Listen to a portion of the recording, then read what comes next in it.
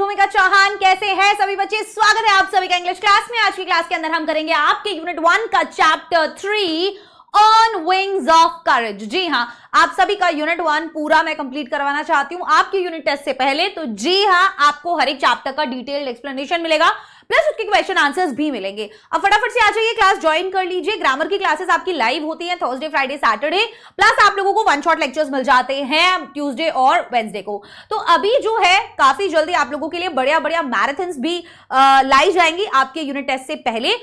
अब आज की इस क्लास के अंदर हम बात करेंगे एक बहुत ही अमेजिंग और बहुत ही ब्रेव और एक ऐसे इंसान की जिसने बहुत बड़ा रोल प्ले किया था जब हम आजाद हुए। उसके बाद जो हमारा इंडियन एयरफोर्स था उसका जो हालत था उसको कैसे उन्होंने बहुत ज्यादा स्ट्रांग बनाया। जी हाँ, आप सभी जानते होंगे अर्जन सिंह की।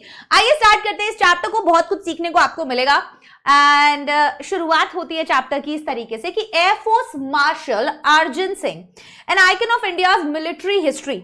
अब देखो, मार्शल कौन होता है? मार्शल ना बहुत ही एक हाई रैंकिंग ऑफिसर होता है।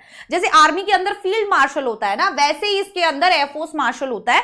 ये बहुत ही हाई रैंक होता है ऑफिसर लेवल पे, ठीक है? यस, बिल्कुल। तो ये बहुत ही एक हाई रैंक होता है। तो अर्जन सिंह जो थे वो एयरफोर्स मार्शल थे, N icon of India's military history. एक बहुत ही बड़े आइकन रहे हैं वो, किसके?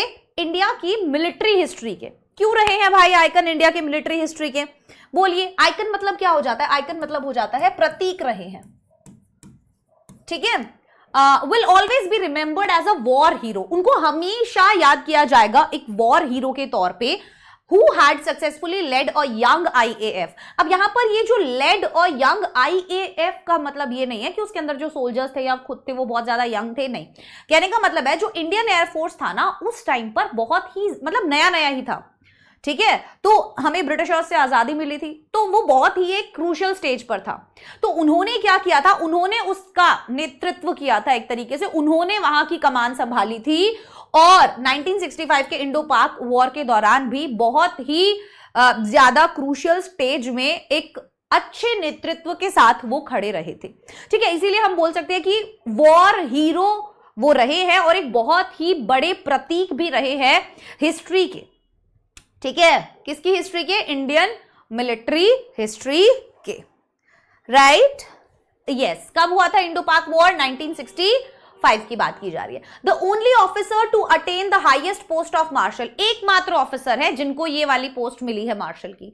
The only officer to attain the highest post of marshal, the air force equivalent to the army's five star field marshal. क्या है ये पोस्ट? कौन सी पोस्ट है? ये उस पोस्ट के बराबर है जो आर्मी की 5-स्टार फील्ड मार्शल होते हैं ना, उस पोस्ट के बराबर है ये वाली post. Singh was a fearless and exceptional pilot. ये जो सिंह थे, अर्जन सिंह जी थे, ये बहुत ही एक्सेप्शनल, मतलब आप बोलोगे कि इनके जैसा कोई था ही नहीं। फियरलेस, डरते नहीं थे ये, इस तरीके के ये एक पायलट थे। हाँ भाई, 5 सितारा पद जो होता है ना एक तरीके से, वो वाला पद आप सोच लो कि एयरफोर्स के अंदर बात की जा रही है। बिल्कुल बेटा, बिल्कुल। Yes, so exceptional pilot who had flown more than 60 different types of aircraft। 60 मतलब 60 अलग अलग टाइप के एयरक्राफ्ट जो है अर्जन सिंह उड़ा चुके थे। That is a very big thing. He played a major role in transforming the IAF into one of the most potent मतलब क्या होता है? Powerful and effective. तो कह रहे हैं उन्होंने एक बहुत ही बड़ा रोल प्ले किया है, उनका बहुत महत्व रहा है इन ट्रांसफॉर्मिंग, बदलने में द आईएएफ को, इंडियन एयरफोर्स को, into one of the most potent. किसके अंदर? पहले वो बहुत छोटी थी भाई, मतलब कुछ भी नहीं था जब उन्होंने वो ज्वाइन किया, बट उसके बाद उन्होंने बहुत सारे बदलाव उसके अंदर लाए और उसे स्ट्रांग बनाया और उसे most potent air forces globally and 4th biggest in the world, दुनिया में 4था बिगेस्ट है, उस लेवल पर पहुंचाया उसको। तो आप सोचिए कि कितना ज्यादा उन्होंने उसको बदला है और कैसे उसको खड़ा किया है। His contribution to the Indian Air Force is monumental।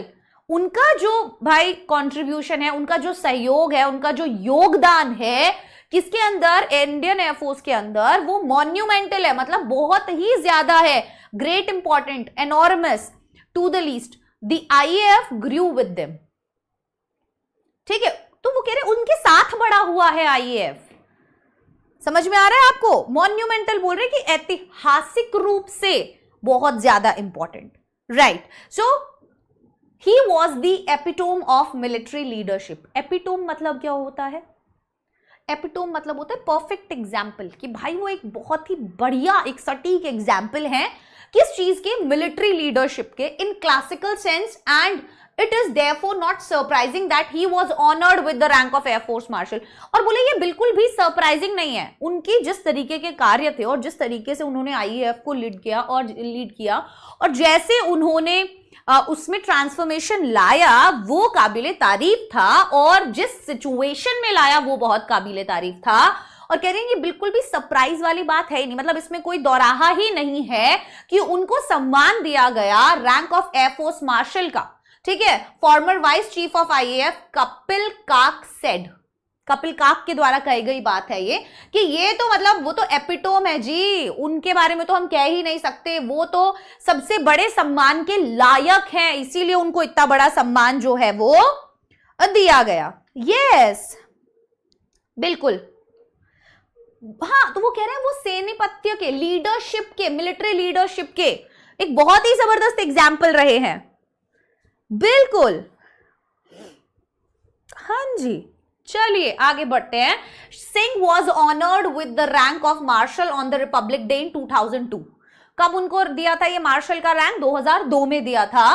Sam Hormusji, Framji Jamshedji, Manekshaw and K M Cariappa, ये सब नाम हैं, were the only 2 army generals, ये केवल 2 आर्मी जनरल्स थे honoured with the rank of field marshal, जिन्हें फील्ड मार्शल के ऑनर से सम्मानित किया गया है। ठीक है, इनको ही केवल जो है फील्ड मार्शल के ऑनर से सम्मानित किया गया है। बिल्कुल, हाँ, केवल मानेकशॉ और केएम करियप्पा। ठीक है, सो मानेकशॉ और केएम करियप्पा। ठीक है, सैम मानेकशॉ उनका नाम था, राइट? तो सैम मानेकशॉ आपने देखा होगा, विकी कौशल की मूवी भी आई थी, वो और केएम करियप्पा, ये केवल 2 ही आर्मी जनरल्स थे जिन्हें इस सम्मान से नवाजा गया है, फील्ड मार्शल के। आगे बढ़ते हैं। Known as a man of few words, Singh was not only a fearless pilot but also had profound knowledge about air power and applied it in a wide spectrum of areas। कह रहे हैं known as a man of few words। known as a man of few words क्या होता है बताओ? बोलो। कम बोलने वाले व्यक्ति के रूप में जाने जाते थे। Singh was not only a fearless pilot, वो केवल एक फियरलेस पायलट ही नहीं, but also had profound knowledge about air power, बहुत ज्यादा विस्तार में नॉलेज था उनके पास एयर पावर का, and applied it in a wide spectrum of areas, और उन्होंने बहुत ही बड़े स्पेक्ट्रम में, अलग अलग एरियाज में अपने उस नॉलेज को उन्होंने यूज किया। बिल्कुल, बहुत बहुत ज्यादा गहरी समझ थी उनको एयर पावर के बारे में, वायु शक्ति के बारे में उनको बहुत ज्यादा गहरी समझ थी, इसीलिए उन्होंने उसको अलग अलग एरियाज में हम कहेंगे कि लागू किया। बिल्कुल, Singh has assiduously led the IAF during the 1965 war and denied success to Pakistani Air Force, though it was better equipped with American support। अब यहां पर assiduously मतलब working hard and showing careful attention to details। assiduously मतलब परिश्रम पूर्वक, बहुत ही मेहनत करके। बिल्कुल बिल्कुल। अब यहां पे हुआ क्या है, वो कह रहे हैं कि Singh had assiduously led the IAF, उन्होंने बहुत मेहनत करके, बहुत दिमाग लगा के, बहुत परिश्रम करके उन्होंने आईएएफ का नेतृत्व किया 1965 के वॉर में, and denied success to Pakistani air force, और denied success to Pakistani air force, Pakistani air force को ध्वस्त कर दिया, दो इट वाज बेटर इक्विप्ड, हालांकि उनके पास हमसे ज्यादा अच्छे इक्विपमेंट्स थे, विद अमेरिकन सपोर्ट, क्योंकि अमेरिका उनको सपोर्ट कर रहा था। So that was the reason. फिर भी हम लोगों ने हार नहीं मानी, हमारे पास उनसे कम अच्छे इक्विपमेंट्स थे, बट फिर भी हमारे पास नॉलेज इतना अच्छा था और उनका नेतृत्व इतना अच्छा था, उनको जानकारी इतनी जबरदस्त थी कि उन्होंने अलग अलग एरियाज में अपनी वो नॉलेज को यूज करके और पावरफुल बनाया हमें, और कहीं ना कहीं हमारे पास कम चीजें होने के बावजूद भी हम वो चीज जीत गए। His most outstanding contribution was during that war, said काक। अब वो कह रहे हैं कि भाई के कि भाई उनका जो सबसे ज्यादा आउटस्टैंडिंग वो था ना, परफॉर्मेंस हम कह सकते हैं या कंट्रीब्यूशन, योगदान हम कह सकते हैं, वो ड्यूरिंग दैट वॉर, उस वार के दौरान ही था। मतलब बहुत ही जबरदस्त था। 1965 इंडो पाक वॉर में उनका जो कंट्रीब्यूशन रहा है ना, वो मतलब ही nailed it basically.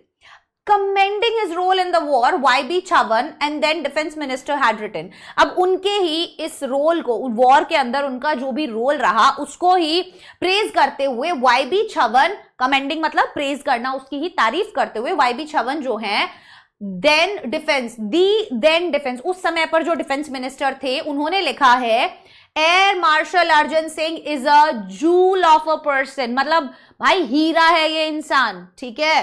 Quite efficient and firm, बहुत ज्यादा एफिशिएंट है, बहुत फर्म है, स्ट्रिक्ट है, unexcitable but a very able leader. तो आप देख रहे हैं कि किस तरीके से यहां पर उनको उनकी जो है प्रशंसा की जा रही है, कुशल बोला जा रहा है, उनको दृढ़ बोला जा रहा है, ठीक है, शांत चित्त बोला जा रहा है एक तरीके से। एफिशिएंट है, अनएक्साइटेबल है, शांत चित्त एक इंसान होता है जो बहुत ही, मतलब हम कह सकते हैं but a very able leader, कि भाई लीडर के तौर पे हम बोल सकते हैं कि वो बहुत वैसे हैं। आप देखेंगे कि काफी पीसफुल और काफी काम रहने वाला एक इंसान है, फर्म है, दृढ़ है और बहुत ही ज्यादा एफिशिएंट है, मतलब कि कुशल है। ठीक है, आया समझ में? आगे बढ़ते हैं। In 1944 the marshal had led a squadron against the Japanese during the Arakan campaign, flying close air support missions during the crucial Imphal campaign and later assisted the advance of the allied forces to Yangon। अब देखो यार, यहाँ पे बहुत सारी चीजें ऐसी दी हुई है। स्क्वाड्रन होता है कि ये जो युद्ध सेना होती है ना, उसकी यूनिट, ठीक है, और उसके अंदर मतलब 12 से 24 जो है, आप समझ लीजिए कि एयरक्राफ्ट होते होंगे, तो उन्होंने उस पूरी यूनिट को लीड किया था, समझ रहे हो, दैट इज स्क्वाड्रन। तो वो कह रहे हैं 1944 में मार्शल ने लीड किया था एक स्क्वाड्रन, मतलब एक यूनिट जिसके अंदर 12 to 24 एयरक्राफ्ट होते हैं, अगेंस्ट द जापानीज के against during the Arakan campaign. Arakan campaign के दौरान, कौन से कैंपेन के दौरान बच्चे? हाँ जी, बिल्कुल बिल्कुल बिल्कुल, flying close air support mission, close air support mission उन्होंने किया था during the crucial Imphal campaign, crucial Imphal campaign के दौरान भी, and later assisted the advance of the allied forces to Yangon, formerly Rangoon, पहले जो रंगून नाम से जाना जाता था। हाँ, जो निकट वायु समर्थन वाले मिशन होते हैं ना, उनके अंदर उन्होंने हेल्प किया था, बिल्कुल बिल्कुल। और उसके बाद उन्होंने क्या किया था? And later assisted the advance of the allied forces, advance of the allied forces मतलब उनको आगे बढ़ने में मदद की थी, टू रंगून, रंगून की तरफ, बिल्कुल बिल्कुल बिल्कुल बिल्कुल। हाँ हाँ, उनको आगे बढ़ने में मदद करना, ठीक है।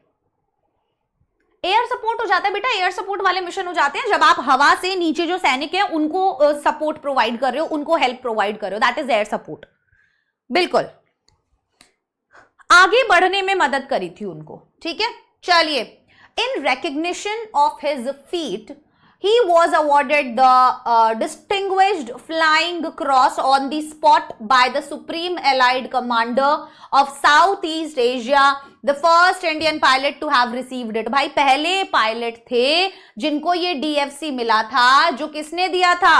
सुप्रीम एलाइड कमांडर ने दिया था, साउथ ईस्ट एशिया के कमांडर ने दिया था, बिल्कुल। ये ना वो होते हैं कि जब युद्ध वगैरह के टाइम पे जो लोग बहुत ही एक्सेप्शनल परफॉर्मेंस देते हैं ना, तो उन लोगों को दिया जाता है, बिल्कुल, यस। साउथ ईस्ट एशिया के कमांडर ने बेटा, यस, उन्होंने उसको दिया था DFC, यस।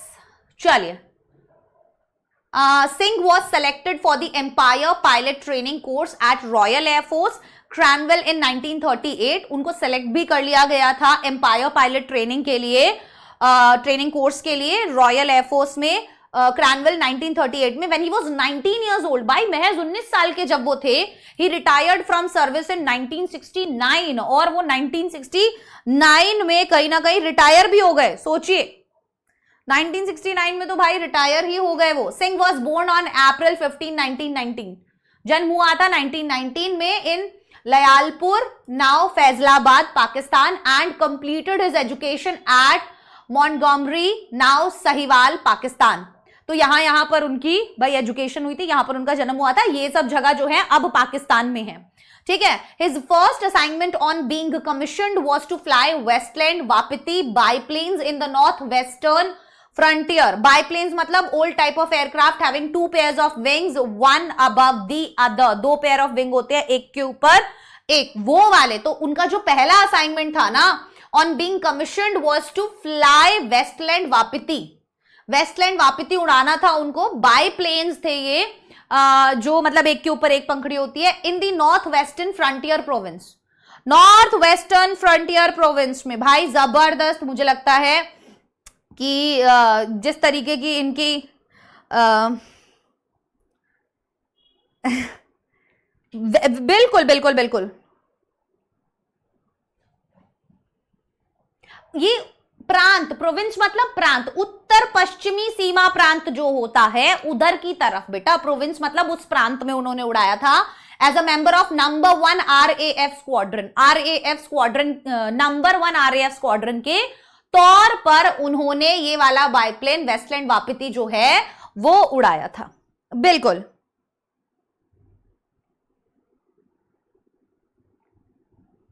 बिल्कुल,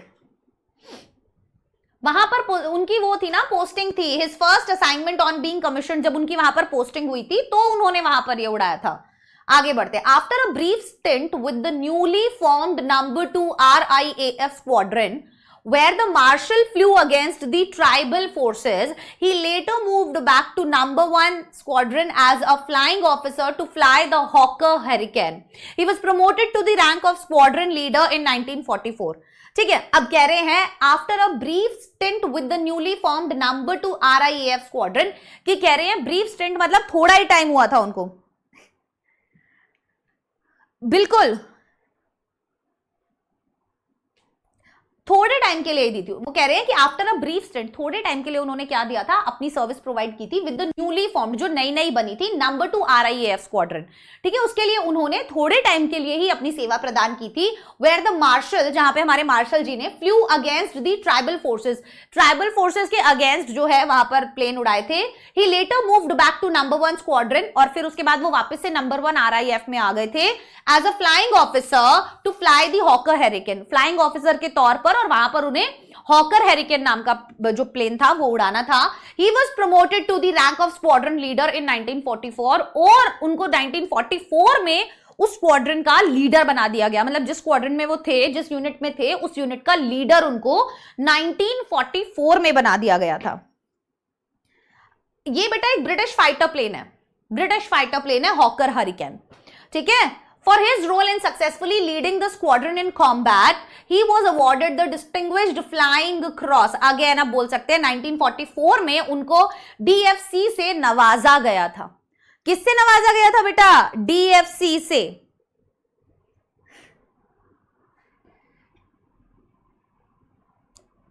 बिल्कुल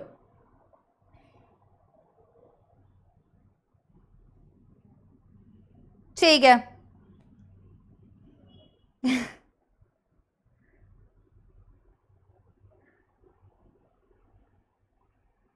बड़े आगे, सो कह रहे हैं for his role in successfully leading the squadron in combat.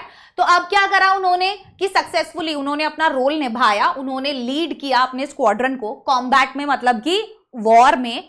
ठीक है, he was awarded the combat, लिख लो बैटल फील्ड या वॉर, हम बोल सकते हैं वॉर या बैटल में।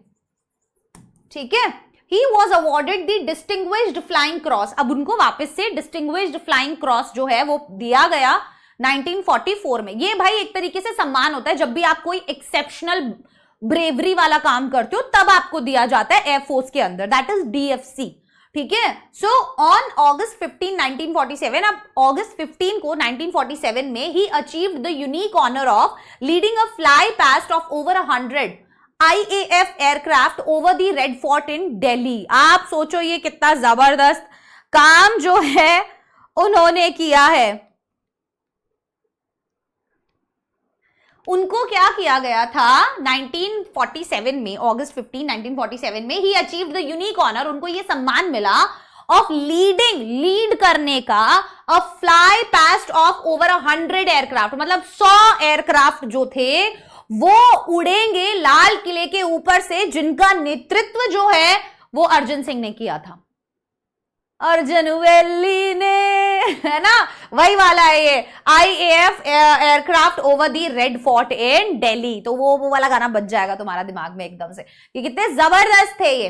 After his promotion to the rank of wing commander, उसके बाद जब उनका प्रमोशन हुआ as a wing commander, he attended the Royal Staff College, उन्होंने रॉयल स्टाफ कॉलेज अटेंड किया at the UK immediately after Indian independence, और भारत की आजादी के तुरंत बाद he commanded Ambala in the rank of group captain. उन्होंने क्या किया अंबाला में, भाई वापस तो आना ही होता है, बिल्कुल ठीक है। तो उनको क्या किया गया, अब उनको क्या किया, immediately after Indian independence he commanded Ambala in the rank of group captain के तौर पे इन्होंने अंबाला में अपना ज्वाइनिंग कर लिया। बिल्कुल करना ही था, है ना, देखो कितने जबरदस्त थे।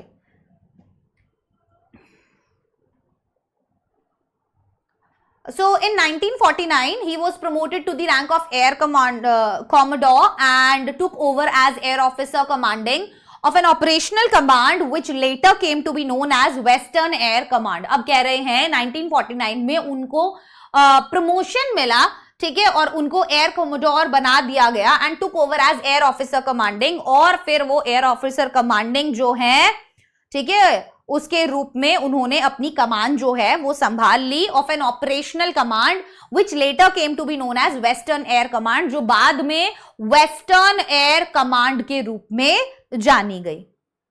हाँ,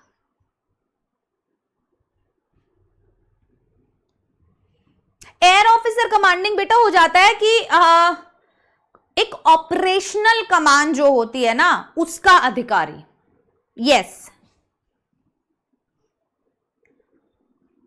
एयर कॉमोडोर तो भाई वहां पे एक उच्च अधिकारी के तौर पे हम बोल सकते हैं कि स्टार 1 वाला रैंक जो होता है ना वो रैंक पे। Singh had the distinction of having the longest tenure as AOC of an operational base. अभी सिंह जी जो है हम कह सकते हैं लॉन्गेस्ट टेन्योर, मतलब सबसे लंबे समय के लिए वो AOC के रूप में, ठीक है, as AOC of an operational base, की AOC के रूप में किसी भी ऑपरेशनल बेस पे वो रहे सबसे लंबे समय तक air officer commanding in chief AOC, ठीक है। इनिशियली फ्रॉम 1949 टू 1952, स्टार्टिंग में 1949 से लेके 1952 तक, and then again from 1957 to 1961 तक। After his promotion to the rank of air vice marshal, अब उनका जब प्रमोशन हुआ एयर वाइस मार्शल के रूप में, he was appointed as the AOC in C, उनको ये इन चीफ बना दिया गया। सो एयर ऑफिसर कमांडिंग यहां पर वो थे, और उसके बाद, अरे मतलब कहने का मतलब है उनका जो समय था ना एज AOC किसी एक ऑपरेशनल बेस के लिए, जब वो प्रभारी अधिकारी बना दिए जाते हैं, that is AOC air officer commanding, ठीक है। वो इस तौर पर क्या कर रहे थे, बहुत लंबे समय तक उन्होंने अपना काम किया। उसके बाद उन्होंने शुरू किया था 1949 से 1952 तक किया, उसके बाद वापस से किया 1957 से 1961 तक, और फिर उन्हें प्रमोशन मिला, एयर वाइस मार्शल वो बने, and he was appointed as the AOC in C। अब वो और भी ऊपर वाली रैंक पे आ गए, air officer commanding in chief, एक ऑपरेशनल कमांड के, ठीक है, यस, वो बना दिया गया फिर उनको। बहुत बढ़िया। So towards the end of 1962 war, 1962 war के एंड के दौरान he was appointed as the deputy chief of the air staff, फिर उनको डिप्टी चीफ बना दिया गया एयर स्टाफ का, and he became the vice chief of the air staff in 1963, और फिर उनको वाइस चीफ। एक्चुअल में पता है आपको कंफ्यूजिंग लग सकता है, मुझे खुद बहुत ज्यादा कंफ्यूजिंग लग रहा है, कभी अलग अलग टर्म्स जो हैं वो यूज हो रही हैं, और ये सभी टर्म्स जो हैं वो एयरफोर्स से रिलेटेड टर्म्स हैं, तो आप इस चैप्टर को जब भी पढ़ो तो इन टर्म्स को जरूर अच्छे से देख लेना, ठीक है। तो ये टर्म्स जरूरी है कि पहले उनको ये बनाया गया, फिर ये बनाया गया, फिर ये बनाया गया, ऐसी ही इंफॉर्मेशन ज्यादातर दी हुई है। He was the overall commander of the joint air training exercise, वो ओवरऑल कमांडर थे पूरे जॉइंट एयर एक्सरसाइज के, ट्रेनिंग एक्सरसाइज के। शिक्षा हेल्ड बिटवीन, जिसका नाम क्या था, शिक्षा, जो कब हुआ, IAF और RAF, royal air force academy, Indian air force academy, royal air force academy and royal Australian air force academy के बीच। तो उनके वो क्या थे, वो जॉइंट एयर ट्रेनिंग एक्सरसाइज में थे। So he was overall commander थे of the joint air training exercise. इन सबकी जॉइंट एयर ट्रेनिंग एक्सरसाइज होती थी जिसका नाम था शिक्षा, उसके वो ओवरऑल कमांडर थे, ठीक है ना।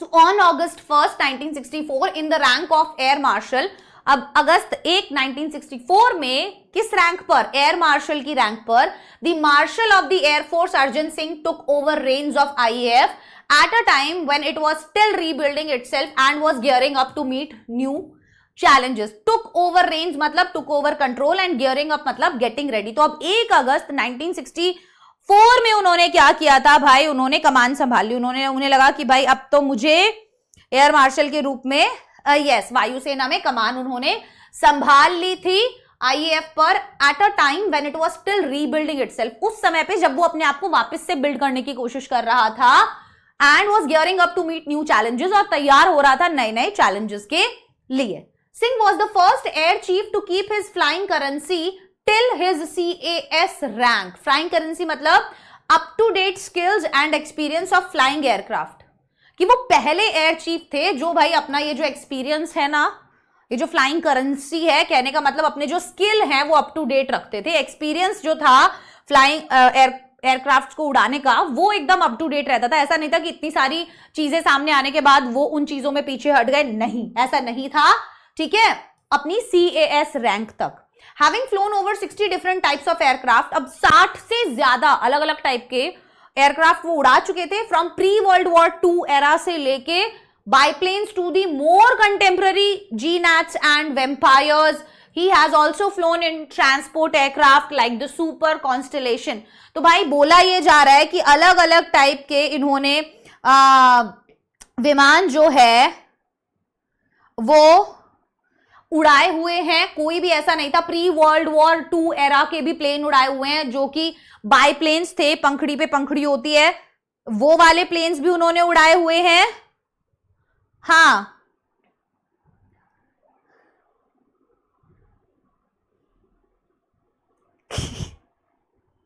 बिल्कुल, और उन्होंने biplanes to the more contemporary GNATs and Vampires ये भी उड़ाए हुए हैं। He has also flown in transport aircraft भी, भाई ये बहुत बड़े होते हैं ट्रांसपोर्ट एयरक्राफ्ट, मिलिट्री के अंदर ही यूज होते हैं ये, बिल्कुल बहुत बड़े बड़े मिलिट्री के ट्रांसपोर्ट एयरक्राफ्ट होते हैं, बहुत ज्यादा बड़े होते हैं, ये कार्गो की तरह यूज होते हैं एक तरीके से, 4 इंजन होना, ठीक है, बहुत बड़ी रेंज होना इनकी, ठीक है। तो ये यस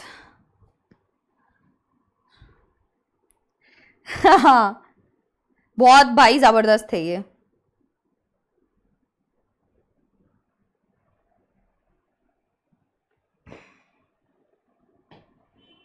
ये नाम है भाई, इन फाइटर एयरक्राफ्ट के नाम है, GNATs, वेम्पायर्स, ये सब नाम है एयरक्राफ्ट के, तुम इतना इसमें मत सोचो ये कोई और मीनिंग है, यस ये नाम है, यस ब्रिटिश का बना हुआ एक एयरक्राफ्ट होता है, ये काफी लाइट वेट होता है, गेस GNAT जहां तक मैंने सुना है, और वेम्पायर्स ये भी, ठीक है, बिल्कुल।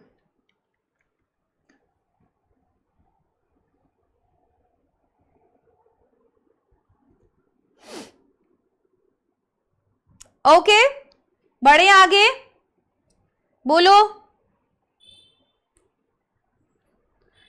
यही सब चीजों के बारे में बताएंगे ना बेटा अब उसके अंदर तो और क्या जानना है तुमको इसके अंदर। चलिए अब कह रहे हैं, हाँ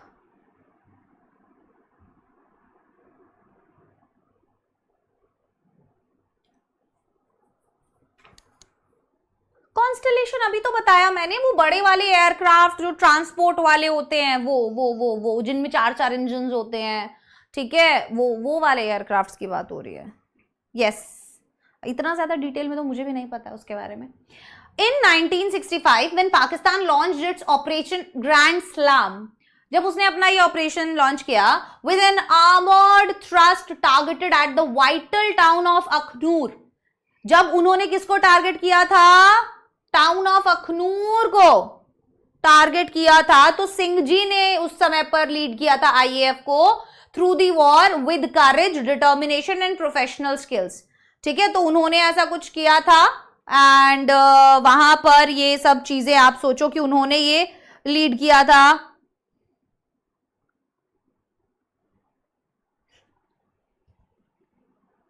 सब अपनी अपनी बातों में लगे हुए। अर्जन सिंह जी जो ये बता रहे हैं ना यहाँ पे चीजें, ये तुम्हें याद रखनी है, अदरवाइज तो दिक्कत हो जाएगी। यस तो भाई इन लोगों ने जब ये ऑपरेशन ग्रैंड सलाम जो है वो लॉन्च किया with an armoured thrust targeted at the vital.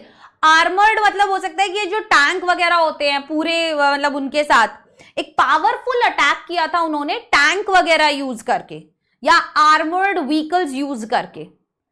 ठीक है ना? यस, आर्मर्ड व्हीकल होते हैं जैसे ये टैंक्स वगैरह होते हैं, इनके अंदर अपने आप ही ये सब तोपें ओपे लगी हुई होती हैं।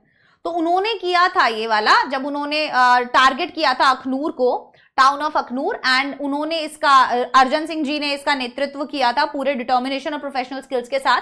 ही inspired IAF to victory despite the constraints imposed on the full scale use of air force combat power। अभी ना रेस्ट्रिक्शंस होते हैं बहुत सारे कि आप ये चीजें कर सकते हो, ये चीजें नहीं कर सकते हो, ऐसा कर सकते हो, वैसा नहीं कर सकते हो। उन सब चीजों के होने के बावजूद भी इन्होंने क्या किया था बताइए? इन्होंने हार नहीं मानी थी और नेतृत्व किया था। यस, बिल्कुल। कॉन्स्टेंट्स इम्पोज्ड, बहुत सारी ऐसे वो होते हैं ना कि बहुत सारे रेस्ट्रिक्शंस, कॉन्स्टेंट्स इम्पोज्ड मतलब बहुत सारे रेस्ट्रिक्शंस होने के बावजूद भी उन्होंने जीत दिलाई थी और नेतृत्व किया था full scale use of air force combat power, कि भाई पूरे स्केल पे बहुत जितना यूज हो सकता है मैं उतना यूज जो है वो करूं। ठीक है, एयरफोर्स का इस टाइम पे, इस बैटल के टाइम पे। Singh was awarded Padma Vibhushan for his, जी ये थे Arjan Singh ji. Singh was awarded Padma Vibhushan for his astute leadership, मतलब बहुत ही बढ़िया जबरदस्त शार्प और इंटेलिजेंट लीडरशिप के लिए उनको पद्म विभूषण दिया गया of the air force during the war. Subsequently in recognition of the air forces contribution during the war, और फिर ये देखते हुए कि भाई कितना ज्यादा इनका कॉन्ट्रीब्यूशन रहा है वॉर के टाइम पर, the rank of the CAS was upgraded and Arjan Singh became the first air chief marshal of the Indian air force.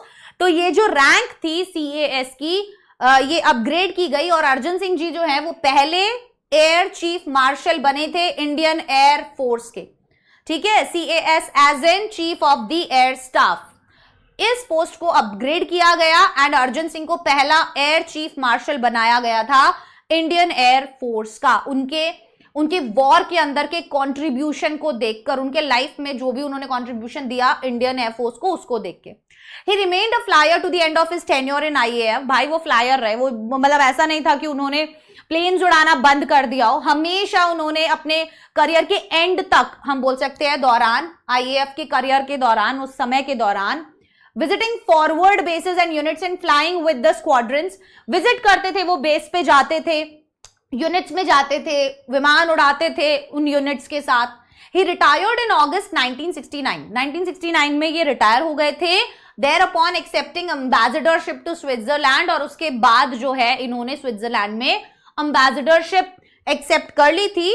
He was lieutenant governor of Delhi from December 1989 to December 1990, और ये लेफ्टिनेंट गवर्नर रहे थे दिल्ली के दिसंबर 1989 से लेकर दिसंबर 1990 तक। तो आप देखो कि क्या ऐसी चीज है, मुझे लग रहा है जो अर्जन सिंह जी ने नहीं की, आए गए सब कुछ तो ये कर चुके हैं यहां पर, है ना? कितना कंट्रीब्यूशन रहा है इनका यहाँ पर, amazing. Having been a source of inspiration to all the personnel of armed forces, कि हमेशा ये एक सोर्स ऑफ इंस्पिरेशन तो रहे ही है।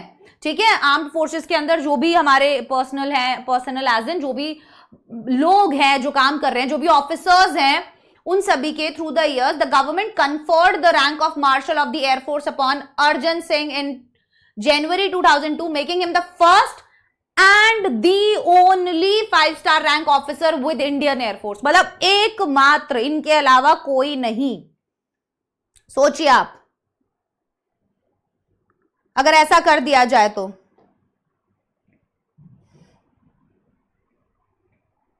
बिल्कुल हाँ, 2002 में उनको पहला जो है ये 5-स्टार रैंक ऑफिसर जो है बनाया गया था इंडियन एयरफोर्स का. ठीक है, यस.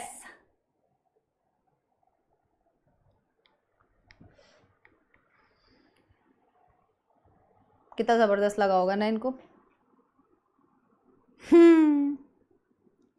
मतलब सोच के मुझे ऐसा लग रहा है कि हम तो ऐसे ही मतलब आके चले जाएंगे, लाइक इस दुनिया के अंदर कुछ ज्यादा करा नहीं है शायद हमने. हाँ, तो उनको टाइटल दिया गया, the government conferred the rank of marshal of the air force upon Arjan Singh, as in दिया गया, उनको टाइटल प्रदान किया गया. कन्फर्ड का मतलब यस. ठीक है, सो ये थी हमारी चैप्टर अर्जन सिंह जी के ऊपर, जिसके अंदर बहुत सारे ऐसे टर्म्स हैं जिनमें मतलब उनके फाइटर जेट्स के नाम है या वैसे वैसे नाम है, तो उनको थोड़ा सा याद कर लेना. कब कब उन्होंने कहाँ कहाँ पर अपना सर्विस प्रोवाइड किया है, वो वाले एरियाज को आप थोड़ा सा अच्छे से याद कर लेना ताकि इजी रहे आपको. ठीक है, यहां तक समझ में आ गया. तो अब हम क्या करेंगे, अब हम क्वेश्चन आंसर्स पर चलेंगे फटाफट. चलिए, question number 1, Why is Air Force Marshal Arjan Singh considered an outstanding military personality? क्यों अर्जन सिंह को माना जाता है एक outstanding military personality? Air Force Marshal Arjan Singh is considered an outstanding military personality because he achieved the highest rank in IAF. क्योंकि उन्होंने IAF के अंदर हाईएस्ट रैंक अचीव किया, इसीलिए माना जाता है मिलिट्री पर्सनैलिटी. बहुत सारी चीजें आप इसमें और लिख सकते हो कि उनका जो कॉन्ट्रीब्यूशन रहा वॉर के टाइम पे या ओवरऑल IAF के करियर में, वो बहुत ही ज्यादा अमेजिंग रहा था. उन्होंने उसको बहुत ही क्रूशियल स्टेज से बड़ा बनाया और वो 60 से ज्यादा प्लेन्स उड़ा चुके थे. ऐसी बहुत सारी चीजें आप ऐड कर सकते हैं. What personality traits of Arjan Singh are mentioned here? Chapter के अंदर कौन कौन से पर्सनालिटी ट्रेट जो है अर्जन सिंह के मेंशन किए गए हैं, आइए देखते हैं. The personality traits of Arjan Singh mentioned here are courageous. Number 1, बहुत ही ज्यादा बहादुर थे भाई. He is described as fearless pilot. क्या बोला गया है उनको? Fearless pilot who faced danger. Number 2, skilled leader. बहुत ही कुशल लीडर रहे हैं वो. His ability to inspire and guide the IAF. उनका जो ये योगदान है कहीं ना कहीं इंस्पायर करने का और गाइड करने का IAF को to victory, कि भाई कैसे जीत पानी है, is a proof of a strong leadership. वो कहीं ना कहीं एक सबूत है उनकी स्ट्रॉन्ग लीडरशिप का. Number 3, dedicated. बहुत ज्यादा डेडिकेटेड है. His long and accomplished career demonstrates dedication. भाई उनका इतना जो लंबा करियर है, हम देख सकते हैं कि भाई कितनी छोटी उम्र से लेके अब तक उन्होंने इतना काम किया हमारे देश के लिए. ये बताता है उनका डेडिकेशन अपने देश को लेकर और IAF को लेकर. प्लस हम ये भी देख सकते हैं कि वो उन्होंने कभी भी एंड तक भी प्लेन उड़ाना छोड़ा ही नहीं, हमेशा अपने आप को अप टू डेट रखा. वो भी उनका डेडिकेशन ही दिखाता है कहीं ना कहीं, right? What enabled Arjan Singh to win the DFC award? भाई क्या ऐसा हुआ अर्जन, मतलब ऐसा क्या किया अर्जन सिंह ने जिसकी वजह से उनको DFC अवार्ड मिला?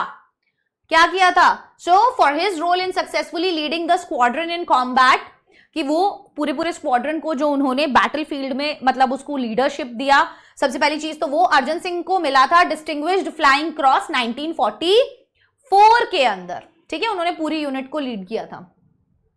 नेक्स्ट है, at what age did Arjan Singh become a squadron leader? किस एज में अर्जन सिंह स्क्वाड्रन लीडर बने थे? Arjan Singh became a squadron leader at the age of 25 only. मात्र 25 साल की उम्र में तो स्क्वाड्रन लीडर ही बन गए. सोचो आप. For how long did Arjan Singh hold the post of AOC? मैंने यही बोला है कि ये जो छोटी छोटी डिटेल्स है ना आपको चैप्टर की, ये याद रखनी पड़ेगी कि कितने लंबे समय तक वो पोस्ट पे रहे AOC की. So Arjan Singh held the post of AOC of operational command from 1949 to 1952 and again from 1957 to 1961. बार. ठीक है. What uphill task did Singh face when he took over as air marshal? भाई जब उन्होंने एयर मार्शल के तौर पे अपना पद संभाला तो उन्होंने क्या किया? When Arjan Singh took over as air marshal he faced the uphill task of rebuilding IAF. क्या टास्क था जो बहुत ज्यादा मुश्किल था? IAF को रीबिल्ड करना, क्योंकि वो बहुत क्रूशियल स्टेज पे था. वो स्टार्ट हो रहा था वापस से, ब्रिटिशर्स के राज से छूटे थे हम, and gearing it up to meet new challenges, और उसको तैयार कर रहा था वो नए नए चैलेंजेस को एक्सेप्ट करने के लिए, राइट। आगे, what other important positions did Arjan Singh hold after his retirement? क्या और इंपॉर्टेंट पोजीशंस हैं जो अर्जन सिंह ने अपने रिटायरमेंट के बाद भी होल्ड की? बहुत सारी हैं। After retirement Arjan Singh held the following position. सबसे पहले एम्बेसडरशिप टू स्विट्जरलैंड, नेक्स्ट है लेफ्टिनेंट गवर्नर ऑफ दिल्ली। दोनों पोजीशंस उन्होंने रिटायरमेंट के बाद भी करी। से what actions preceded the following promotions of Arjan Singh in his career in the IAF? सबसे पहले क्या एक्शंस थे जिनकी वजह से उन्हें प्रमोशंस मिली अर्जन सिंह को अपने करियर के अंदर आईएएफ में? Number 1, selected for empire pilot training course at RAF. So उन्होंने मॉन्टोमरी में क्या किया था? अपना एजुकेशन कंप्लीट किया था। नेक्स्ट है प्रमोटेड टू स्क्वाड्रन लीडर, तो he flew against the tribal forces and moved back to number 1 squadron, कि भाई उन्होंने ट्राइबल फोर्सेस के अगेंस्ट प्लेन उड़ाया था और फिर वापस से नंबर 1 स्क्वाड्रन में वो आ गए थे फ्लाइंग ऑफिसर के तौर पर, to fly the Hawker Hurricane. Hawker Hurricane उड़ाने के लिए ये एक ब्रिटिश फाइटर प्लेन था, ठीक है। Leader of a fly past of over 100 aircraft at Red Fort Delhi, ये भी तो बने थे वो, ठीक है। So he was promoted to rank of squadron leader. Squadron leader उनको बना दिया गया था और उन्हें अवार्ड दिया गया था डिस्टिंग्विश्ड फ्लाइंग क्रॉस का, क्योंकि 100 से ज्यादा एयरक्राफ्ट्स को उन्होंने लीड किया था उस दौरान 15 अगस्त को। Awarded Padma Vibhushan astute leadership of the air force during the 1965 Indo पाक वॉर। इंडो पाक वॉर में बहुत ही जबरदस्त कौशल दिखाकर उन्होंने वहां पर जीत दिलाई थी, उसके लिए, लीडरशिप के लिए। First air chief marshal of Indian air force कब बने थे? He was a source of inspiration to all the personnel और armed forces through the years. इस पूरे अपने करियर के दौरान वो बहुत ही बड़ी इंस्पिरेशन रहे थे लोगों के लिए। सो दैट इज वाई उनको ये पद जो है दिया गया था। और इस तरीके से चैप्टर हो गया खत्म। आया मजा? मजा तो मुझे भी बहुत आया। मजेदार चैप्टर था, विंग्स ऑफ करेज हम बोल सकते हैं कि बहादुरी के पंखों पर। एंड मजेदार चैप्टर था अर्जुन सिंह जी का। लाइफ में कभी भी हार नहीं माननी चाहिए। लाइफ के अंदर आप बहुत कुछ अचीव कर सकते हो। मतलब इट्स नॉट लाइक कि बस हम इतना ही अचीव कर सकते हैं, हमें खुद भी नहीं पता हम लाइफ में कितना कुछ अचीव कर सकते हैं। सो इसी के साथ हम आज के इस चैप्टर को खत्म करते हैं। Bye bye everyone, take care, all the best.